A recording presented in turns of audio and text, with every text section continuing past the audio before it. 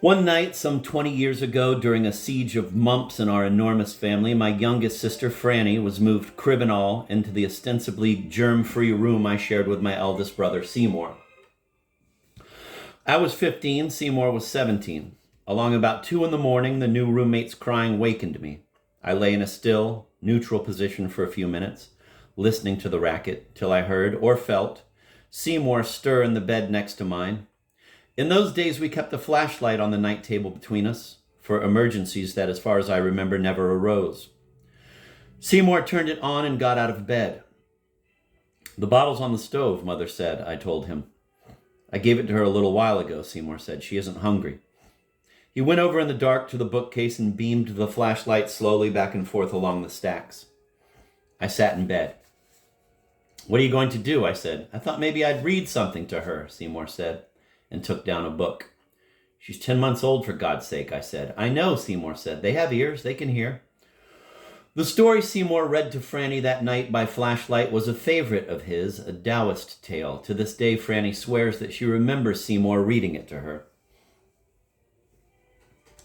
Duke Mu of Qin said to Po Lo, "You are now advanced in years. Is there any member of your family whom I could employ to look for horses in your stead?" Po Lo replied, "A good horse can be picked out by its general build and appearance. But the superlative horse, one that raises no dust and leaves no tracks, is something evanescent and fleeting, elusive as thin air. The talents of my sons lie on a lower plane altogether. They can tell a good horse when they see one, but they cannot tell a superlative horse. I have a friend, however, one Chu Fang Kao, a hawker of fuel and vegetables, who in things appertaining to horses is nowise my inferior. Pray see him." Duke Mu did so and subsequently dispatched him on the quest for a steed. 3 months later, he returned with the news that he had found one. "It is now in Shach-Yu," he said. "What kind of a horse is it?" asked the Duke. "Oh, it is a dun-colored mare," was the reply. However, someone being sent to fetch it, the animal turned out to be a coal-black stallion. Much displeased, the Duke sent for Po Lo. "That friend of yours," he said, "whom I commissioned to look for a horse, has made a fine mess of it. Why, he cannot even distinguish a beast's color or sex. What on earth can he know about horses?" Po Lo heaved a sigh of satisfaction. "Has he really got as far as that?" he cried. "Ah, then he is worth 10,000 of me put together. There is no comparison between us. What Kao keeps in view is the spiritual mechanism. In making sure of the essential, he forgets the homely details. Intent on the inward qualities, he loses sight of the external. He sees what he wants to see, and not what he does not want to see. He looks at the things he ought to look at, and neglects those that need not be looked at. So clever a judge of horses is Kao that he has it in him to judge something better than horses. When the horse arrived, it turned out indeed to be a superlative animal. I've reproduced the tale here not just because I invariably go out of my way to recommend a good prose pacifier to parents or older brothers of 10-month-old babies, but for quite another reason.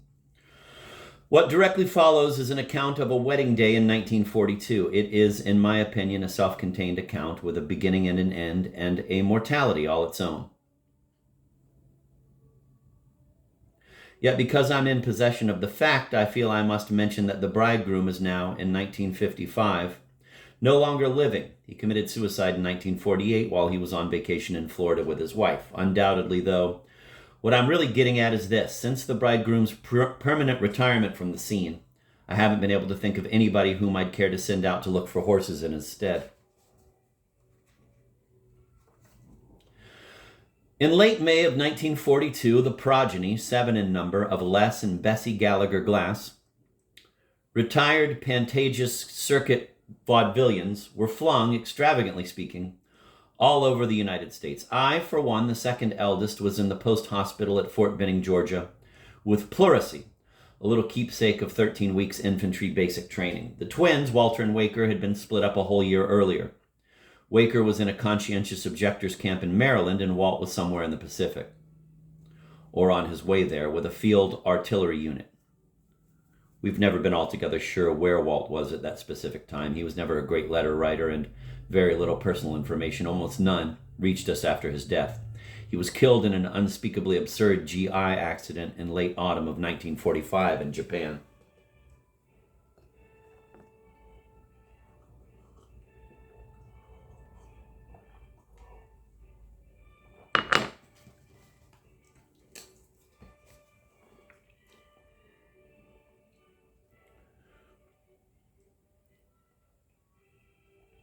My eldest sister, Boo Boo, who comes chronologically between the twins and me, was an ensign in the Waves, stationed off and on at a naval base in Brooklyn. All that spring and summer, she occupied the small apartment in New York that my brother Seymour and I had all but technically given up after our induction.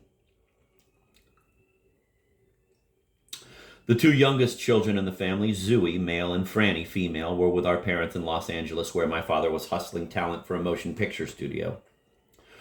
Zooey was 13 and Franny was 8. They were both appearing every week on a children's radio quiz program called, with perhaps typically pungent coast-to-coast irony, It's a Wise Child. At one time or another, I might well bring in here, or rather, in one year or another, all the children in our family have been weekly hired guests on It's a Wise Child.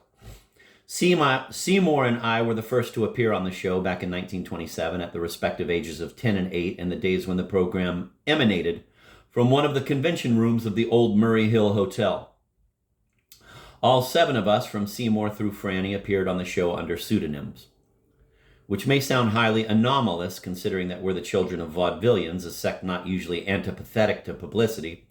But my mother had once read a magazine article on the little crosses professional children are obliged to bear, their estrangement from normal, presumably desirable society. And she took an iron stand on the issue and never wavered. This is not the time at all to go into the question of whether most or all professional children ought to be outlawed, pitied, or unsentimentally executed as disturbers of the peace.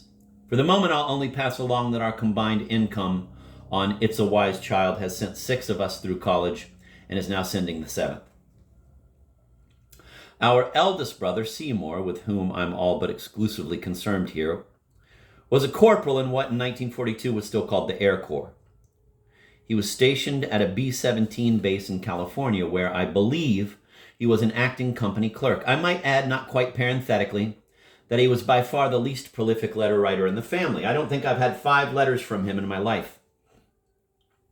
On the morning of either May 22nd or 3rd, no one in my family has ever dated a letter. A letter from my sister Boo Boo was placed on the foot of my cot in the post hospital at Fort Benning while my diaphragm was being strapped with adhesive tape, a usual medical procedure with pleurisy patients presumably guaranteed to prevent them from coughing themselves to pieces. When the ordeal was over, I read Boo Boo's letter. I still have it, and it follows here verbatim.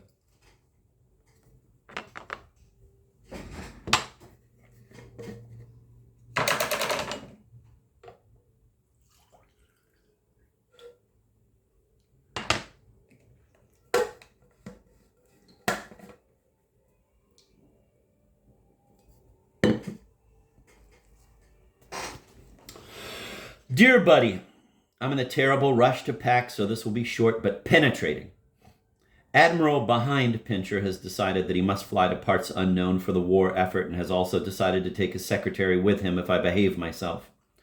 I'm just sick about it. Seymour aside, it means Quonset huts and freezing air bases and boyish passes from our fighting men and those horrible paper things to get sick in on the plane. The point is, Seymour is getting married. Yes, married, so please pay attention. I can't be there. I may be gone from anywhere from 6 weeks to 2 months on this trip. I've met the girl. She's a 0 in my opinion, but terrific looking. I don't actually know that she's a 0. I mean, she hardly said 2 words the night I met her. Just sat and smiled and smoked, so it isn't fair to say. I don't know anything about the romance itself at all, except that they apparently met when Seymour was stationed at Monmouth last winter. The mother is the end, a finger in all the arts, and sees a good Jungian man twice a week. She asked me twice the night I met her if I'd ever been analyzed. She told me she just wishes Seymour would relate to more people. In the same breath, said she just loves him, though, etc., and that she used to listen to him religiously all those years he was on air. That's all I know, except that you've got to get to the wedding. I'll never forgive you if you don't. I mean it. Mother and Daddy can't get here from the coast. Franny has the measles, for one thing. Incidentally, did you hear her last week? She went on at beautiful length about how she used to fly all around the apartment when she was 4 and no one was home. The new announcer is worse than Grant, if possible, even worse than Sullivan in the old days. He said she surely just dreamt that she was able to fly. The baby stood her ground like an angel. She said she knew she was able to fly because when she came down, she always had dust on her fingers from touching the light bulbs. I long to see her. You too. Anyhow, you've got to get to the wedding. Go AWOL if you have to, but please go. It's at 3 o'clock, June 4th. Very non-sectarian and emancipated at her grandmother's house on 63rd. Some judge is marrying them. I don't know the number of the house, but it's exactly 2 doors down from where Carl and Amy used to live in luxury. I'm going to wire Walt, but I think he's been shipped out already. Please get there, buddy. He weighs about as much as a cat, and he has that ecstatic look on his face that you can't talk to.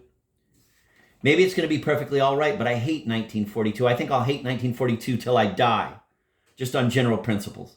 All my love, and see you when you get back. Boo-boo.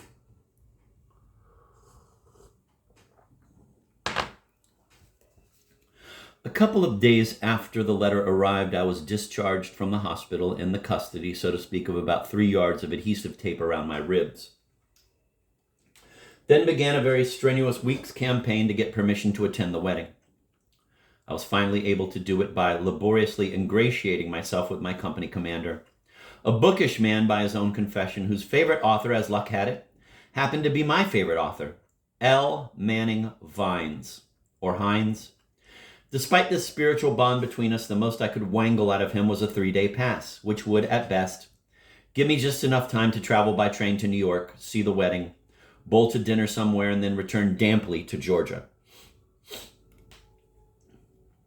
All sit-up coaches on trains in 1942 were only nominally ventilated, and I remember abounded with MPs and smelled of orange juice, milk, and rye whiskey. I spent the night coughing and reading a copy of Ace Comics that someone was kind enough to lend me. When the train pulled into New York at 10 after 2 on the afternoon of the wedding, I was coughed out, generally exhausted, perspiring, unpressed, and my adhesive tape was itching hellishly.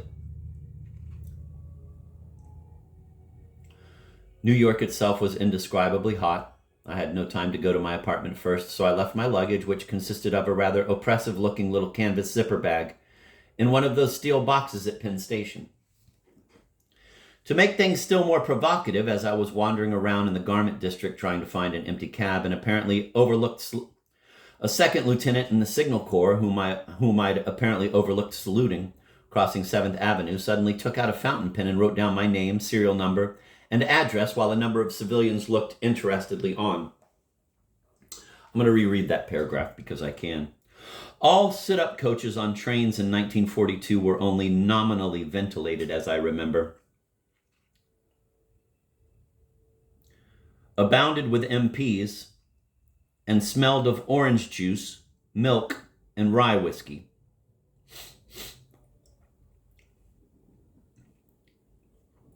I spent the night coughing and reading a copy of Ace Comics that someone was kind enough to lend me. When the train pulled into New York at 10 after 2 on the afternoon of the wedding, I was coughed out, generally exhausted, perspiring, unpressed, and my adhesive tape was itching hellishly. New York itself was indescribably hot. I had no time to go to my apartment first, so I left my luggage, which consisted of a rather oppressive-looking little canvas zipper bag, in one of those steel boxes at Penn Station. To make things still more provocative, as I was wandering around in the garment district trying to find an empty cab, a second lieutenant in the Signal Corps, whom I'd apparently overlooked saluting, crossing 7th Avenue, suddenly took out a fountain pen and wrote down my name, serial number, and address while a number of civilians looked interestedly on.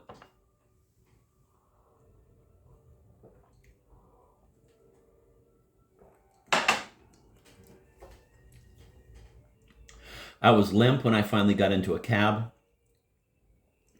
I gave the driver directions that would take me at least as far as Carl and Amy's old house. As soon as we arrived in that block, however, it was very simple. One just followed the crowd. There was even a canvas canopy. A moment later, I entered an enormous old brownstone and was met by a very handsome lavender-haired woman. who asked me whether I was a friend of the bride or the groom. I said the groom. Oh, she said.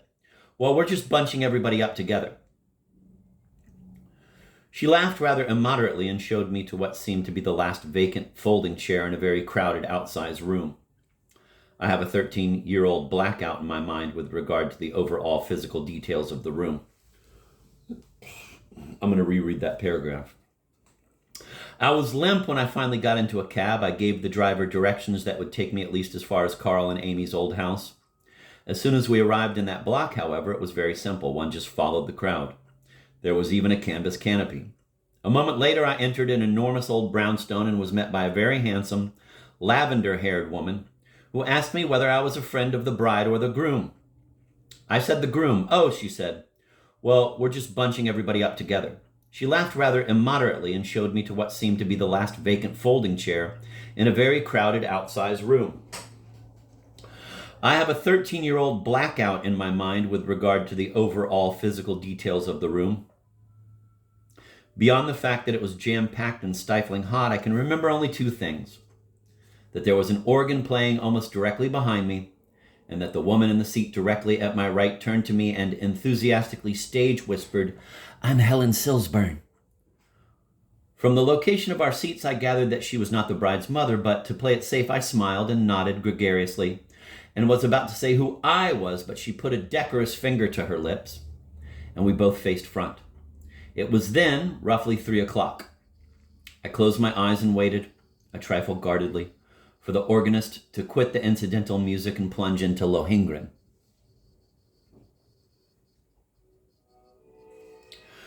I haven't a very clear idea of how the next hour and a quarter passed, aside from the cardinal fact that there was no plunging into Lohengrin. I remember a little dispersed band of unfamiliar faces that surreptitiously turned around now and then to see who was coughing. And I remember that the woman at my right addressed me once again in the same rather festive whisper. "There must be some delay," she said. "Have you ever seen Judge Ranker? He has the face of a saint." And I remember the organ music veering peculiarly, almost desperately at one point, from Bach to early Rodgers and Hart. On the whole, though, I'm afraid I passed the time paying little sympathetic hospital calls on myself for being obliged to suppress my coughing spells. I had a sustained, cowardly notion the entire time I was in the room that I was about to hemorrhage or, at the very least, fracture a rib, despite the corset of adhesive tape I was wearing. At 20 minutes past 4, or to put it another blunter way, an hour and 20 minutes past what seemed to be all reasonable hope, the unmarried bride, her head down, a parent stationed on either side of her, was helped out of the building and conducted fragilely down a long flight of stone steps to the sidewalk. She was then deposited, almost hand over hand it seemed, into the first of the sleek black hired cars that were waiting double parked at the curb. It was an excessively graphic moment, a tabloid moment, and as tabloid moments go, it had its full complement of eyewitnesses. For the wedding guests, myself among them, had already begun to pour out of the building, however decorously, in alert, not to say goggle-eyed, droves. If there was any even faintly lenitive aspect to the spectacle, the weather itself was responsible for it. The June sun was so hot and so glaring, of such multi-flashbulb-like immediacy, that the image of the bride, as she made her almost invalided way down the stone steps, tended to blur where blurring mattered most. Once the bridal car was at least physically removed from the scene, the tension on the sidewalk, especially around the mouth of the canvas canopy at the curb where I, for one, was loitering, deteriorated into what, had the building been a church and had it been a Sunday, might have been taken for fairly normal congregation dispersing confusion. Then, very suddenly, the emphasized word came, reportedly from the bride's Uncle Al, that the wedding guests were to use the cars standing at the curb. That is, reception or no reception, change of plans or no change of plans. If the reaction in my vicinity was any criterion, the offer was generally received as a kind of beau jest. It didn't quite go without saying, however, that the cars were to be used only after a formidable-looking platoon of people, referred to as the bride's immediate family, had taken what transportation they needed to quit the scene. and after a somewhat mysterious and bottleneck-like delay, during which I remained peculiarly riveted to the spot, the, quote, immediate family, end of quote, did indeed begin to make its exodus, as many as 6 or 7 persons to a car, or as few as 3 or 4. The number, I gathered, depended upon the age, demeanor, and hip spread of the first occupants in possession.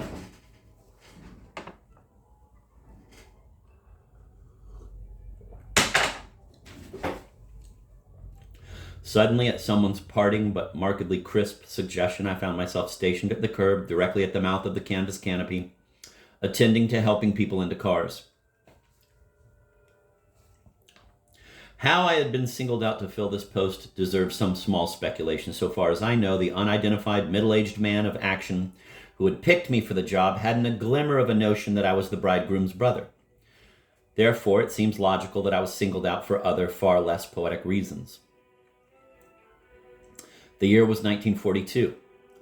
I was 23 and newly drafted into the Army. It strikes me that it was solely my age, my uniform, and the unmistakably serviceable, olive drab aura about me that had left no doubt concerning my eligibility to fill in as doorman.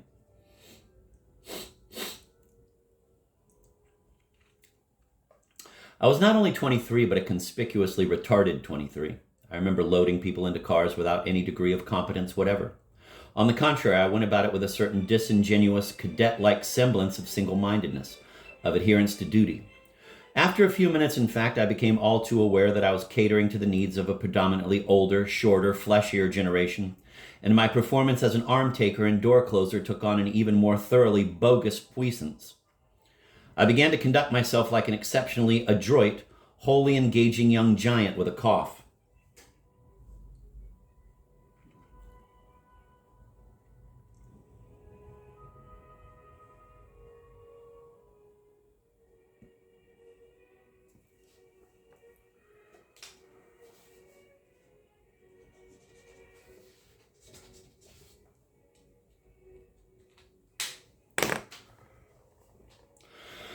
But the heat of the afternoon was, to say the least, oppressive, and the compensations of my office must have seemed to me increasingly tokenless. Abruptly, though the crowd of immediate family seemed scarcely to have begun to thin out, I myself lunged into one of the freshly loaded cars, just as it started to draw away from the curb. In doing it, I hit my head a very audible, perhaps retributive crack on the roof. One of the occupants of the car was none other than my whispering acquaintance, Helen Silsburn, and she started to offer me her unqualified sympathy. The crack had evidently resounded throughout the car, but at 23 I was the sort of young man who responds to all public injury of his person short of a fractured skull by giving out a hollow, subnormal-sounding laugh. The car moved west, directly, as it were, into the open furnace of the late afternoon sky. It continued west for 2 blocks till it reached Madison Avenue, and then it right-angled sharply north. I felt as though we were all being saved from being caught up by the sun's terrible flu, only by the anonymous driver's enormous alertness and skill. The first 4 or 5 blocks north on Madison, conversation in the car was chiefly limited to remarks like, "Am I giving you enough room? And I've never been so hot in my entire life." The one who had never been so hot in her entire life was, as I'd learned from a certain amount of eavesdropping at the curb, the bride's matron of honor. She was a hefty girl of about 24 or 5, in a pink satin dress with a circlet of artificial forget-me-nots in her hair. There was a distinctly athletic ethos about her, as if a year or 2 earlier she might have majored in physical education in college. In her lap she was holding a bouquet of gardenias, rather as though it were a deflated volleyball. She was seated in the back of the car, hip pressed between her husband and a tiny elderly man in a top hat and cutaway, who was holding an unlighted clear Havana cigar. Mrs. Silsburn and I, our respective inside knees unribaldly touching, occupied the jump seats, twice without any excuse whatever, out of sheer approval. I glanced around at the tiny elderly man. When I'd originally loaded the car and held the door open for him, I'd had a passing impulse to pick him up bodily and insert him gently through the open window. He was tininess itself, surely being not more than 4, 9, or 10, and without being either a midget or a dwarf. In the car, he sat staring very severely straight ahead of him. On my second look around at him, I noticed that he had what very much appeared to be an old gravy stain on the lapel of his cutaway. I also noticed that his silk hat cleared the roof of the car by a good 4 or 5 inches. But for the most part, those first few minutes in the car, I was still mainly concerned with my own state of health. Besides having pleurisy and a bruised head, I had a hypochondriac's notion that I was getting a strep throat. I sat surreptitiously curling back my tongue and exploring the suspected ailing part. I was staring, as I remembered, directly in front of me at the back of the driver's neck, which was a relief map of boil scars, when suddenly my jump seat mate addressed me. "I didn't get a chance to ask you inside. How's that darling mother of yours? Aren't you Dickie Braganza?" My tongue at the time of the question was curled back exploratively as far as the soft palate. I disentangled it, swallowed, and turned to her. She was 50 or thereabouts, fashionably and tastefully dressed. She was wearing a very heavy pancake makeup. I answered no, that I wasn't.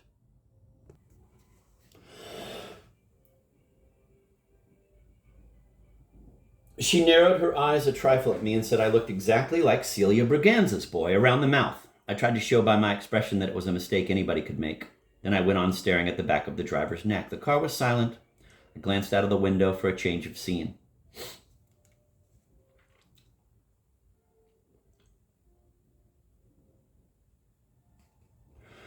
"How do you like the army?" Mrs. Silsburn asked, abruptly, conversationally. I had a brief coughing spell at that particular instant. When it was over, I turned to her with all available alacrity and said I'd made a lot of buddies. It was a little difficult for me to swivel in her direction, what with the encasement of adhesive tape around my diaphragm. She nodded. "I think you're all just wonderful," she said somewhat ambiguously. "Are you a friend of the bride's or the groom's?" She then asked, delicately getting down to brass tacks. "Well, actually, I'm not exactly a friend of—" "You'd better not say you're a friend of the groom," the matron of honor interrupted me from the back of the car. "I'd like to get my hands on him for about 2 minutes. Just 2 minutes, that's all." Mrs. Silsburn turned briefly but completely around to smile at the speaker. Then she faced front again. We made the round trip, in fact, almost in unison. Considering that Mrs. Silsburn had turned around for only an instant, the smile she had bestowed on the matron of honor was a kind of jump seat masterpiece.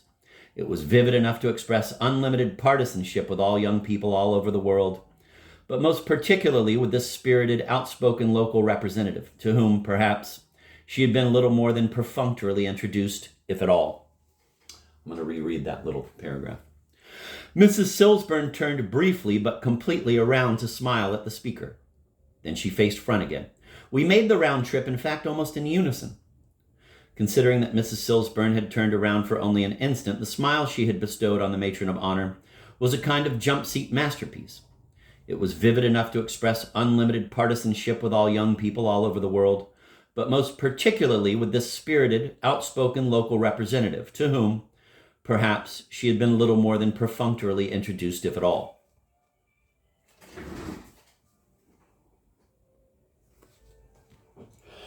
"Bloodthirsty wench," said a chuckling male voice, and Mrs. Silsburn and I turned around again. It was the matron of honor's husband who had spoken up. He was seated directly behind me, at his wife's left. He and I briefly exchanged that blank, uncomradely look which, possibly in the crapulous year of 1942, only an officer and a private could exchange. A first lieutenant in the Signal Corps, he was wearing a very interesting Air Corps pilot's cap, a visored hat with the metal frame removed from inside, the crown, which usually conferred on the wearer a certain presumably desired intrepid look. In his case, however, the cap didn't begin to fill the bill. It seemed to serve no other purpose than to make my own outsized regulation headpiece feel rather like a clown's hat that someone had nervously picked out of the incinerator. His face was sallow and essentially daunted looking. He was perspiring with an almost incredible profusion, on his forehead, on his upper lip, and even at the end of his nose, to the point where a salt tablet might have been in order. "I'm married to the bloodthirstiest wench in 6 counties, he said, addressing Mrs. Silsburn, and giving another soft public chuckle. In automatic deference to his rank, I very nearly chuckled right along with him. A short, inane, strangers and draftees chuckle that would clearly signify that I was with him and everyone else in the car, against no one.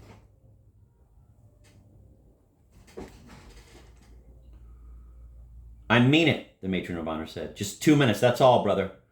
"Oh, if I could just get my 2 little hands." "All right, now take it easy," her husband said, still with apparently inexhaustible resources of connubial good humor. "Just take it easy. You'll last longer." Mrs. Silsburn faced around toward the back of the car again and favored the matron of honor with an all but canonized smile. "Did anyone see any of his people at the wedding?" she inquired softly, with just a little emphasis, no more than perfectly genteel, on the personal pronoun. The matron of honor's answer came with toxic volume. No, they're all out on the West Coast or someplace. I just wish I had. Her husband's chuckle sounded again. What would you done if you had, honey? He asked, and winked indiscriminately at me. Well, I don't know, but I'd have done something, said the matron of honor. The chuckle at her left expanded in volume. Well, I would have, she insisted. I'd have said something to them. I mean, my gosh. She spoke with increasing aplomb, as though perceiving that, cued by her husband, the rest of us within earshot were finding something attractively forthright.